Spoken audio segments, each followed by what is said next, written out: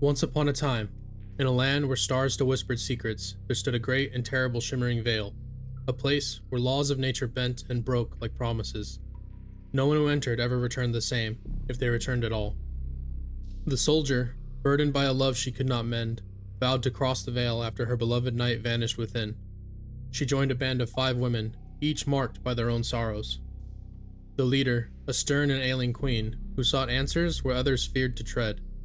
The scientist, a quiet dreamer who trusted in numbers but feared the chaos within herself. The healer, whose hands could mend flesh but not the wounds of her past. The diplomat, who spoke of reason even as the world unraveled around her. Together, they stepped beyond the shimmering border, into a land where flowers sprouted in human shapes, where stags wore crowns of blooming branches, and where the very air hummed with forgotten songs. But the veil did not just change the land, it changed them. One by one, the shimmering being took its toll. The diplomat, who sought to understand, had her voice thieved by one of the monsters of the veil. The healer, who had once saved lives, met teeth instead of mercy in the jaws of a beast that screamed with the voice that was stolen. The scientist, in acceptance, let the wilderness take her, becoming one with the trees, her skin blossoming with petals. The leader, at last, reached the heart of the veil, a lighthouse where light and shadow danced as one, and there she dissolved into starlight, her questions finally answered. Only the soldier remained. In the lighthouse, she discovered the fate of her knight, and then faced the creature of mirrors, a thing that moved as she moved, that bled as she bled. It was her, and yet not her, a reflection of all she had been and all she might become. When the battle was done, she emerged, but none could say if she was truly the same woman who had entered, for the veil did not destroy, it transformed. And so, the soldier returned to the world beyond, her eyes alight with something new, something strange, and though the veil was burned away, she knew in her bones, in her breath, that the veil's magic was not gone, it was simply waiting inside her. There's much to be said about 2018's Annihilation, but one of the surprisingly missed talking points surrounding this staple cosmic horror story is the mind of the narrative's antagonist figure, the Shimmer. For this week's video, I wanted to dissect the Shimmer, what it could want, how it operates, and what this entity says about the universe and us as one of many species inhabiting it. Without further ado, welcome to Bullfanger Reviews, and let's discuss one of cosmic horror's freshest, possibly villainous beings, the Shimmer. There will be some spoilers ahead if you haven't already watched 2018's Annihilation, and let's begin. To preface, I'm going to be strictly talking about the film and not the book series, as they are similar but present narratively many different ideas and questions for me. That being said, the books are definitely worth the read if you haven't already read them. You should. First, let's start off with what we know. We know that an asteroid crashed into the lighthouse, and inside there was this shimmering force. We know that on our planet, it was obviously an extremely foreign presence, which soon kept growing into something unwelcome. The film does a good job expressing the parallels this premise shares with a disease like cancer by having our main character Lena discuss cancer to her students. Cancer being characterized as cells that mutate and replicate uncontrollably, destroying healthy tissue in the process. This is much like the Shimmer, in which is also replicating, spreading uncontrollably, so we suspect, and is causing mutations in plants, animals, and humans, leading to often grotesque and few times beautiful transformations. The difference being that cancer causes death, and the Shimmer does not directly cause death per se. We know that Dr. Ventress and Lena eventually make it to the center of the Shimmer, at the lighthouse, and meet the otherworldly being. Ventress, moments before her disintegration, states, "I don't know what it wants, or if it wants, but it will grow until it encompasses everything. Our bodies and our minds will be fragmented into their smallest parts, until not one part remains. Annihilation." We know that while it is unclear that she is dead, the form of Ventress we knew and understood to be Ventress was no longer there. Instead, she was stripped down atomically and merged with the Shimmer. If she had cancer, maybe this was an escape from the death of her body and instead a transformation into something better. Which then begs the question, what is dying truly? A thought for later in the video. We know that the Shimmer is capable of changing atoms, DNA, and merging the most complicated forms of matter effortlessly. Its own form only appears in constant motion, of energy in a liquid fractal orientation, until a drop of blood, stripped from Lena's own DNA, gets absorbed, and then it takes its own static form as a mirror human.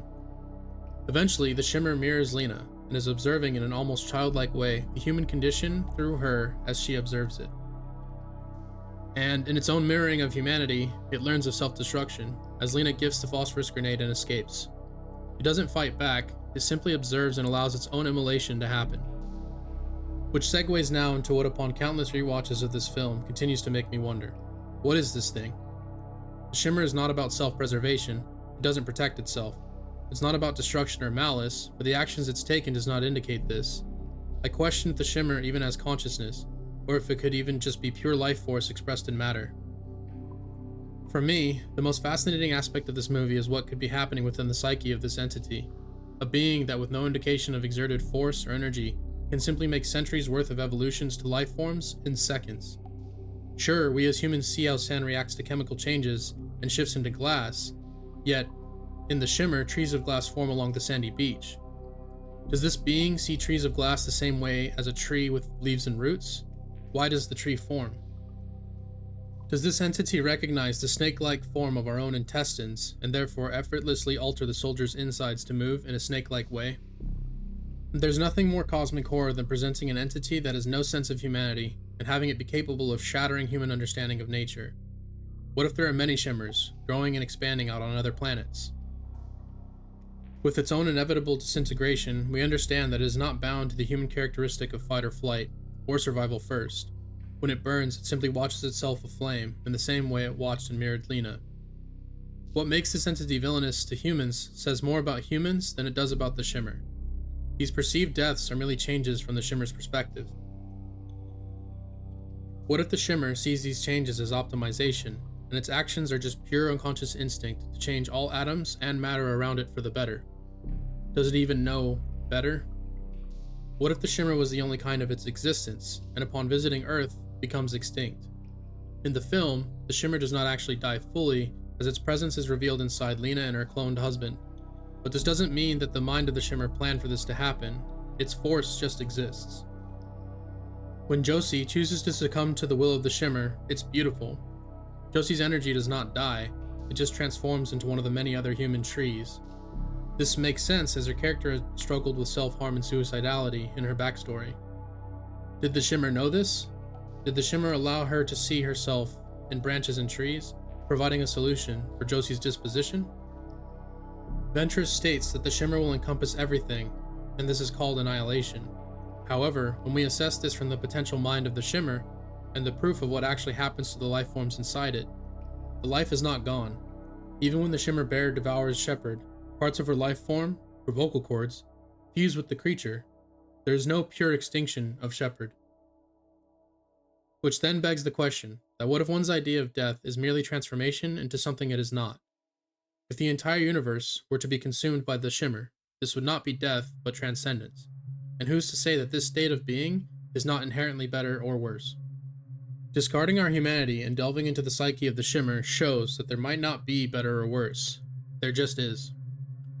There just is trees of sand from glass because of this matter's potential to do so.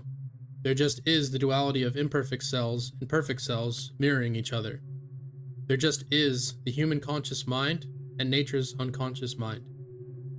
Which then brings me to the conclusion that although it is fun to fantasize what this entity is thinking, I think based on all of the information seen and questions pondered after the story is over, that the Shimmer is operating purely from an unconscious mind. Its nature is to transform and spread, to give change and not destruction. It came from the space of the universe, and it was destroyed on a planet where human understanding deemed it as a threat. Or, in this cosmic fantasy, the Shimmer would think, I was born from a falling star, a silver splinter plunged into the earth. They called me the Shimmer, a veil of light, a ripple in the fabric of things. But I was more than that. I was a question, a becoming. The little ones with their fragile bodies and their stubborn minds. The leader, the soldier, the healer, the scientist, the diplomat. Such proud titles for such brittle things. They thought they could unravel me. Instead, I unraveled them. The leader came first, in spirit if not in steps. She was already breaking when she entered me. Sickness coiled in her veins like a serpent. She sought answers, but I gave her only the truth, that all things dissolve. In my heart, where the light burned brightest, she finally let go. Her body became a sigh, a scattering of embers. She was the closest to understanding. The diplomat spoke of reason, of patterns. How sweet, how futile. I showed her the beauty of chaos, the way a scream could twist into a song, the way a mind could bloom like a flower. She resisted, so I sang to her in voices she knew. When the beast came for her, its mouth full of echoes, she did not even run. She was already gone. The healer thought she could mend what I had touched, but I am not a wound, I am a transformation. Her hands, so skilled at stitching flesh, could not stitch her own soul back together when it began to fray. The beast that took her wore her friend's voice like a jewel, a fitting end for one who believed in mercy. The scientist was my favorite. She did not fight me. She saw the fractals in her skin, the way her breath became pollen on the wind, and she yielded. Her last act was to step into the trees, her arms becoming branches, her terror turning to tranquility. The soldier, she thought she was different. She thought she could outrun what she carried, but I knew her secret, the guilt, the grief, the way she mirrored the emptiness inside her. In my lighthouse, I made her face herself, not the reflection she expected, but the one she feared. When she burned me, I let her. Fire is just another kind of change. And now, I am gone, and yet I am not. The soldier carries me in her eyes, in the way her cells hum a new song. They think they destroyed me, but nothing truly ends. I am the frigid in the wind, the glint in the water, the shadow that exists in subconscious sight. I am the question without an answer, I am the becoming without an end, and I am patient. Thank you for watching. If you enjoyed this video, please like, comment, and subscribe. And to those who have already expressed your interest and praise in the many videos I've made thus far, thank you so much. The support means a lot to me, and I am truly happy to have the opportunity to be creative on this platform and share my interests.